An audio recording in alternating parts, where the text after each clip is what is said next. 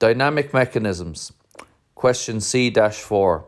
The graphic below shows various images of the Orbit Tower, which is located in London's Olympic Village. At over 100 metres in height, it is the UK's tallest sculpture and also incorporates the world's longest, fastest and tallest tunnel slide. Part of the slide is in the form of a cylindrical helix as shown. Part A. Figure C-4A on the right shows the projections of a cylinder and a portion of such a helix. Part 1. Draw the given plan and elevation of the cylinder. Part 2. Complete the projections of a regular helix which moves in a clockwise direction about the cylinder from point A at the base to point B at the top in one revolution.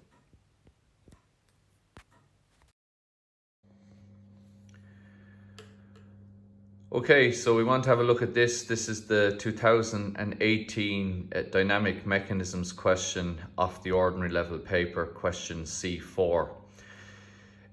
So we were given a cylinder in elevation and plan, diameter 100 in plan and a height of 130 millimeters in elevation. And we're asked then a helix begins at A on the bottom and it curls around the cylinder until it gets to B here at the top. And we're shown here in plan that A there is at the bottom and B is directly above it in the elevation. So the helix begins at this point and it moves around in a clockwise direction and it starts at A and finishes at B. So how do we do that? So in plan you can see there we've divided up the circle into 12 and we begin here with 1 as it moves in a clockwise direction. So that will be our first point, second, third, fourth, and so on, all the way around until we get up to B. Now, we have 12 divisions in plan, so we must have 12 divisions in elevation. Now, there's two ways we can do this. The first way is we can bring a line off here at any angle and mark 12 equal divisions down along that line, and then the last one we join back to A, and then we bring those back, dividing this line from A to B into 12 equal parts. Now, we know that the helix begins at A, so we have A here on the bottom, and then I bring 1 up until I bring 1 up to the first line, and that gives me my first point. 2 is going to be on the edge, bring 3 up onto 3, 4 onto line number 4, and 5. And if you continue that along, bringing all of these points up onto the respective lines, you can see there then we begin our helix at this point, and because it's wrapping around the front, it's a heavy line on this side. Then as it goes around to the back, you can't see it, so it's going to be a dotted line. Then it comes back around the front and it ends up back at B. So that completes that part of the question where you have the helix drawn in the plan and the elevation. Now, if you can't think of that construction there, another method of doing it is to actually set out the development, which is the cylinder opened up and folded out onto the flat.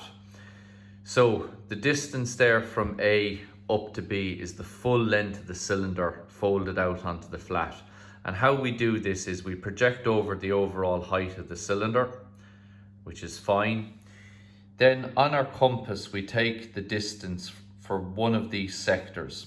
So we take the distance from A to number 11, take that distance there, and then you mark that distance out 12 times along here, and that will give you the full length of the development.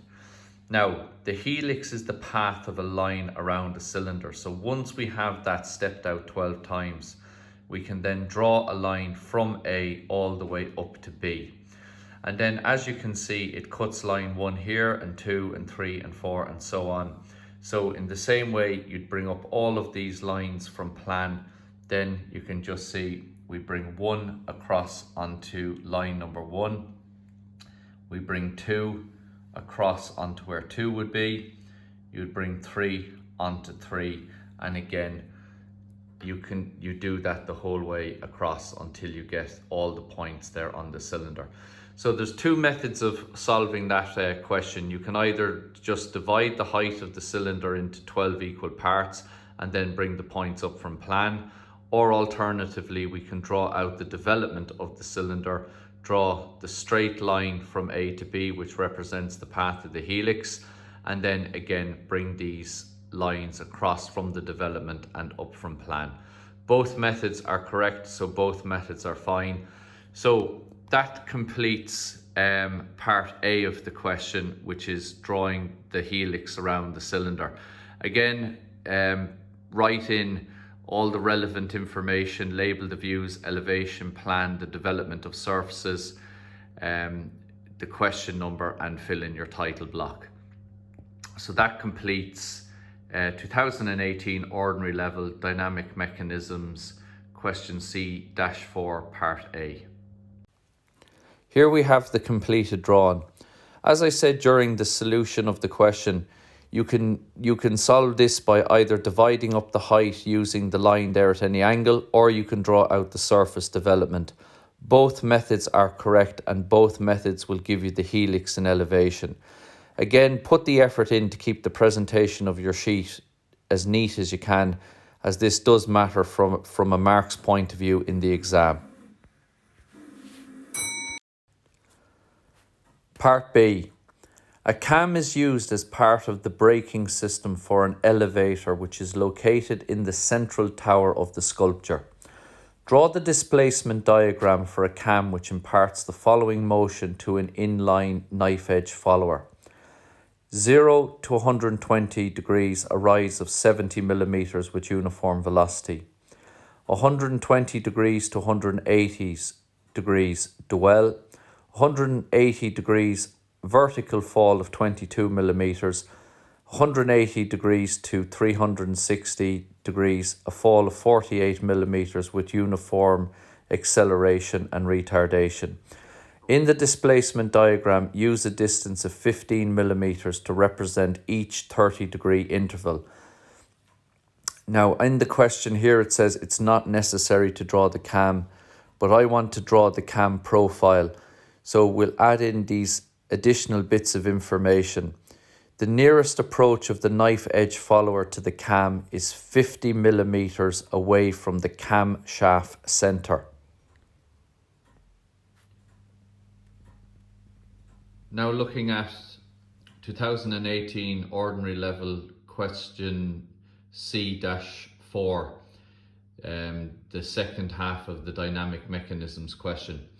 Now, the question only asked us to draw the displacement diagram. We didn't have to draw the cam, but just for practice, I want to draw the cam as well. So to get the setup of the cam, measure over 200 millimeters from the right and down 200 millimeters from the top of the sheet. And that will give you the center point, and you can draw the camshaft diameter 25 millimeters. So that's going to be radius 12.5. So camshaft diameter 25 millimeters. And the nearest approach of the knife follower to the center of the cam is going to be 50. So from the center of the cam up 50, and that will give us the bottom of the displacement diagram. And we were told that the range of the displacement diagram in the question is 70, that the initial rise is up 70. So from the center of the cam, measure away 50 millimeters to get the bottom of the displacement diagram and 70 to get the top. Now, having a look at the displacement diagram itself, we were told in the question that we need to keep 15 millimeters in the intervals there on the displacement diagram.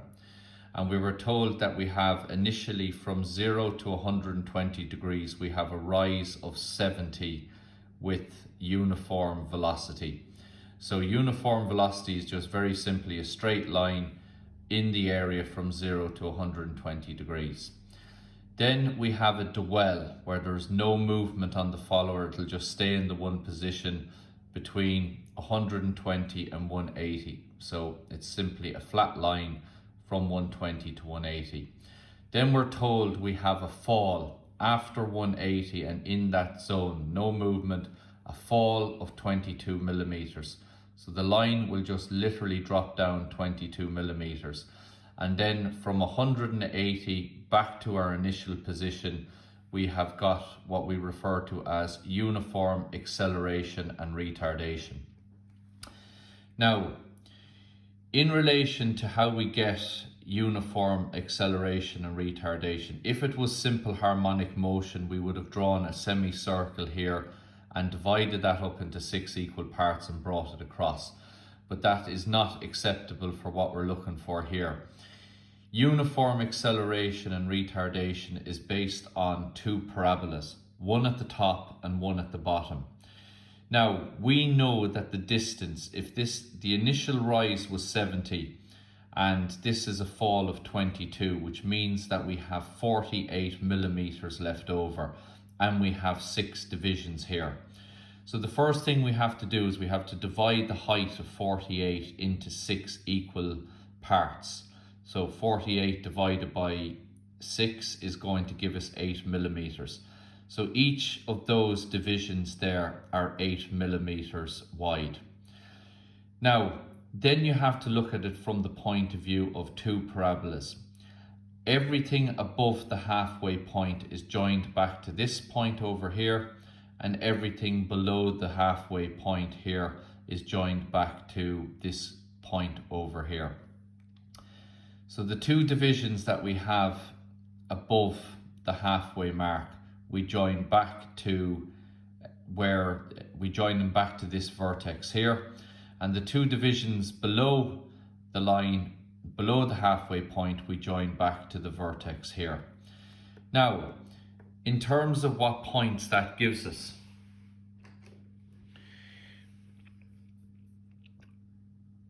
where this first line here cuts, that line there will give us our first point, there will be our second point, and then the third point.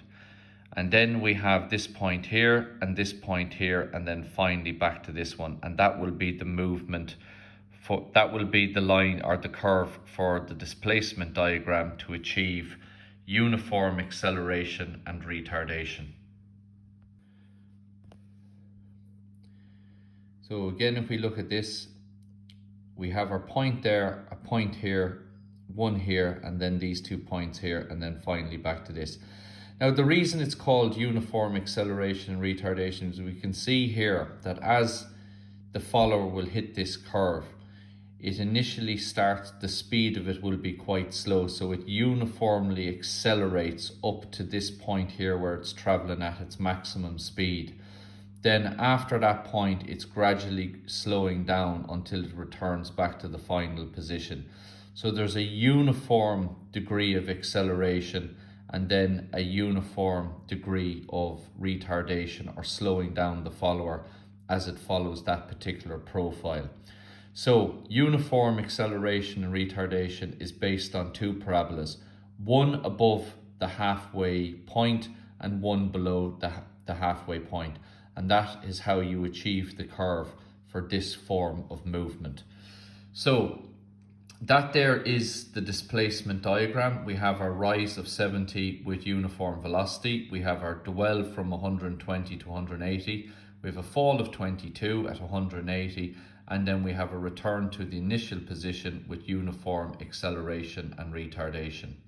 So now we have to transmit all of that information onto our cam profile. Now, question C-4 2018 ordinary level, it only asked us to, in the question, to draw the displacement diagram. And we were told in the question again to go back on all of this, that from 0 degrees to 120 degrees, we have a rise of 70 millimeters with uniform velocity. Then from 120 to 180, we have dwell. At 180 degrees, there's a fall of 22 millimeters, and then a fall back to the original position of 48 millimeters with uniform acceleration and retardation. Now, what wasn't part of the question was we didn't have to draw the cam, but just in relation to the cam, we're going for a cam shaft diameter of 25 millimeters, and the nearest approach of the knife follower to the cam center is 50. So as we said here, measure in 200 and down 200 to get the cam center. Radius 12.5 millimeters for a diameter of 25, draw the camshaft center. And then the nearest approach of the knife follower is 50, so we measure up 50 and that will give us the starting point of the cam, but it will also give us the bottom of the displacement diagram. So once we measure up 50, we come out there in line with that to get the bottom of the displacement diagram, and the range of movement is 70, so we measure up 70 to get the top of the displacement diagram.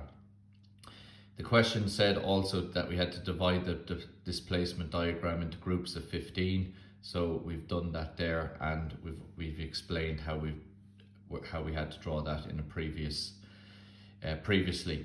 So once you have all of these points established, then you have to get them onto the cam. So this time I'm imagining that the cam is moving in a clockwise direction, which means we'll have 30 degrees here, 60, 90, and so on. And so you have to number this anti-clockwise if the cam is spinning in a clockwise direction. So we bring over 1 onto the vertical line coming out of the center of the camshaft, 2 and 3, and 1 is on 30 degrees, 2 is on 60, 3 is on 90, and 4 is on 120. So once I have those points there, I rotate 1 onto 30 degrees, I rotate 2 onto 60, I rotate 3 onto 90, and then finally I rotate 4 there onto 120. The area from 120 to 180 is dwell, so that's just a constant radius. Point of the compass there, open it out to position 4, draw the arc of a circle here.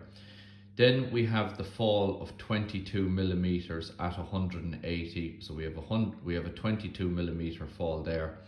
And then finally for the last bit then, which is the uniform acceleration and retardation, the points there at 7, 8, 9, 10, 11 and back to 0, I bring them onto the vertical line and then I rotate them onto the respective lines here.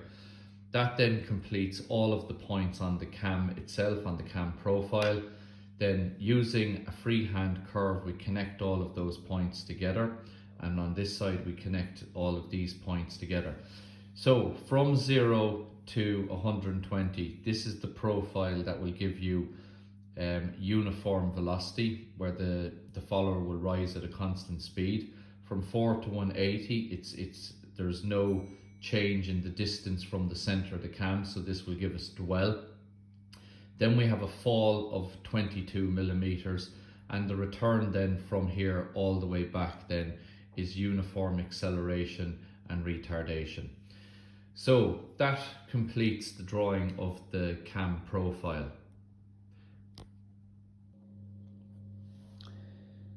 So when you have the cam profile drawn, we can just draw the knife follower up in this area here.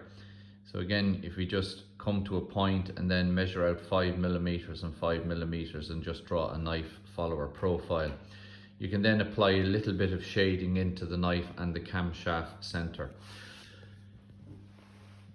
So that completes the question, a modified version of the 2008 ordinary level C-4 question, and the fact that we drew the cam profile as well.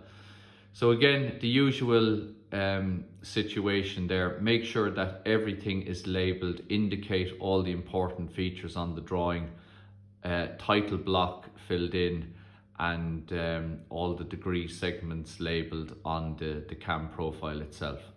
Again, presentation in technical drawing is always important, and it's worth putting that little bit of extra time into finishing your drawing well.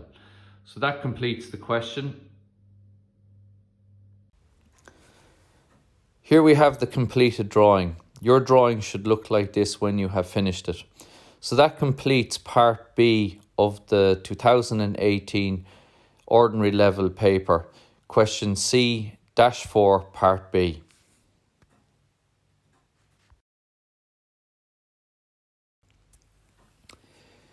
Here is the marking scheme for that question as issued by the State Examinations Commission. It is worth studying and having a look at because you can see how many marks are awarded for each section. So you can pause the video here to study the marking scheme.